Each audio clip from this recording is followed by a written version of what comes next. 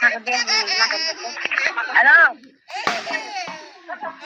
দাদা, কেউ নাই, আমি কারো কেউ নাই? না কানছে নাকি? কানে না। কেন না, আমি শুনতে হয় নাকি?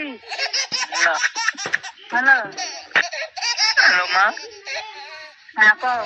আমি কি পা ধরবো সবারে? পা ধরতে হবে না রে বাবা, কেন পা ধরবে? তা আমি এতটুকু চাচ্ছি যে লোকের মুখ দুশ্মনেরা কানে আসে। হ্যাঁ, না না কিছু করতে হবে না, লোক থাকতে কেন এতটুকু ভালো মা? তোরা আমি ওখানে মারে যাবো কবো তো? চান করে আসে, ভালো করে আছে। ঠিক আছে মা, বলি সবারে কথা আছে, কি গালাত কাম করেছি তোমার বেটারে কয় না তোমার বুঝে? আচ্ছা, তোমাকে অত টেনশন করতে হবে না। টেনশন নাই মা, কিন্তু আমার মনে সবসময় দুঃখ হয়েছে, কিন্তু পুইটা কইতে পারি না। যতটুকু নিজের মা ততটুকু তুমি বাবা।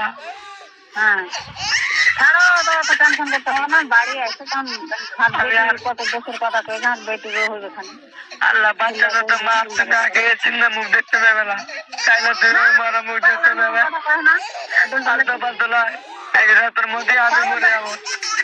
খবরদার এলে কথা মুখ দেবে না, তো কথা। আর বাপ মা কোন আর বাপ মা কত লোটেছে জানো এই কথা শুনে? খবরদার এরকম করবে না। আর বাপ মা কাছে শুধু এই একটু কথা লেগে কি এমন কথা পেয়েছেন যে কার গেছি? আমি কার কোনো কথাতে রাগ করিনি মা। ঠিক আছে, আমি শুধু দারু মত খেয়ে থাকতো। হ্যালো মা, আচ্ছা, রাগ করতে হবে না রে বাবা, কোনো কথা কইতে হবে না। তুমি লক্ষ্য করে থাকো, তো টেনশন লিও না তো। হ্যালো রাগের পরে সবাই কহে, রাগের পরে কহে দেখে এখন হ্যাঁ কहो না। আমি শুধু দারু মত খেয়ে থাকতাম, তা আমি জাকির ভাইকে ফোন লাগে বুঝাতাম না যে তোমার বোনেরা কিরকম করছে, কি এরকম গালাত কাম করেছি। কেন বাদ মজা করবো রে? জানি কথা কয়ে তখন মনটা কাছে দুঃখ হয়ে বারে একা হয়ে গেছে।